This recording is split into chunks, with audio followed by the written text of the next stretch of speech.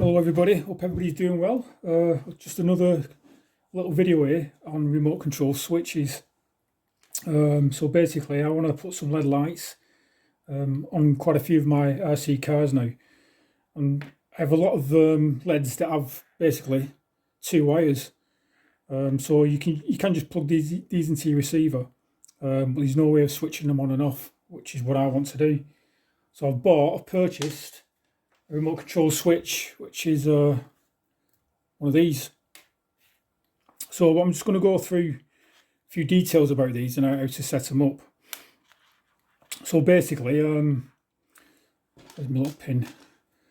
So you've got 4 sets of pins here. So basically you can put 4 sets of LEDs on there. So the first 2 are in parallel and the second 2 are in parallel. So you can have the first 2 sets turned on, or you can have them all turned on, or you can have the second set turned on, basically just by using your switch. So obviously, your LEDs will plug into there basically. This wire here, that will plug into your receiver on a spare channel. So as you can see, there's a communication wire there. So obviously that's the reason why your switch would work. And this other wire here is basically it's for your power supply. So you use a separate power supply, and the rated voltage is on these is 5 to I think it's 12.4 volts. So obviously, if you're using small LEDs, 3-volt LEDs, 5-volt LEDs, then obviously you need to use a battery like this basically, otherwise you'll burn your LEDs out. If you're obviously using a battery like this, then you need to use 12-volt LEDs.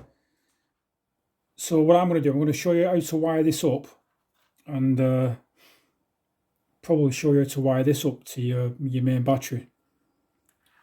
And there's another way of doing that. The way of doing it is by using a BEC, or a UBEC. So that will convert the larger voltage into 5 volts, which will be compatible with your smaller LEDs. But that's for another time, that. So what I'll do, I've got some LEDs here. I'll just hook some LEDs up and show you how it works. So I'll just plug all these in, get the orientation right. Okay, so they go in, you can see that, plugs in there. Got another set of LEDs here. We'll plug these into that one.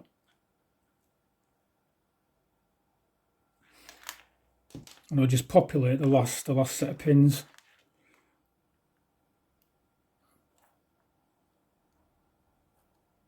Just pop them in there.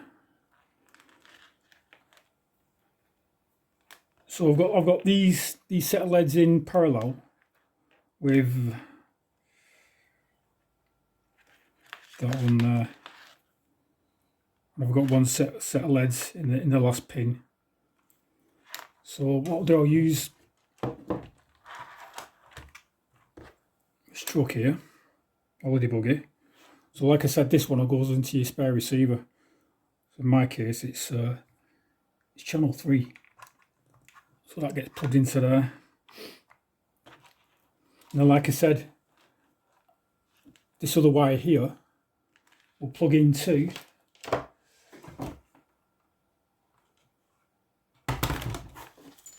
a receiver battery, like that. So that go in there, and obviously you'll just use your main battery to plug into your ESC. So I'll get a transmitter, turn that on. So again, using the GT5.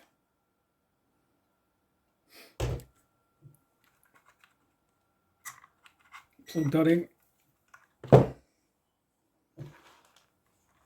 So that's all set up now. So what I'm doing, I'm using this switch here.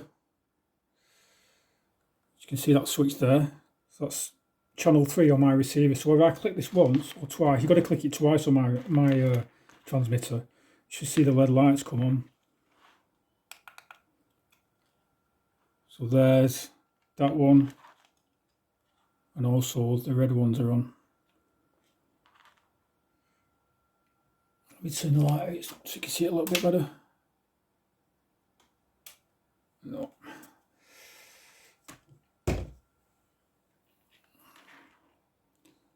So there's the first set of lights. So they're in parallel, channels 1 and 2. And I've got another LED light here, which is in the other parallel set, channels 3 and 4. So I'll double click again. These should go out and that should come on.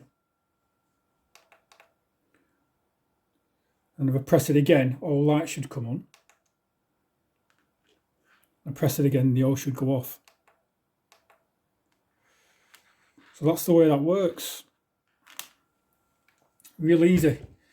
So if you've got LED lights with only 2 wires on it, or you've no communication wire, and obviously buy one of these switches. And like I said, if you don't want to use this battery, what you could do is use a UBEC and plug this in line between your switch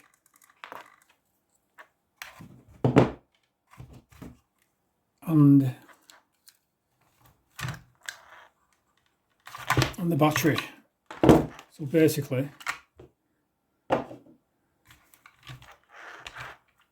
you could have soldered that onto there. As long as you've got that UBEC in between, converting to 5 volts, your LED should be fine. Okay guys, if you have any questions, leave them in the comments below and I'll help you out. Oh, just by the way, let me tell you where I got these from. Basically, one of these cost me £1.10 from AliExpress. I think it was £2.25 postage and packing, so I bought 5 of these. So a really good deal, £1.10. That's really good value. And I'll put a link where I got these from and which site I got them from. Okay guys, thanks for watching. I'll see you soon.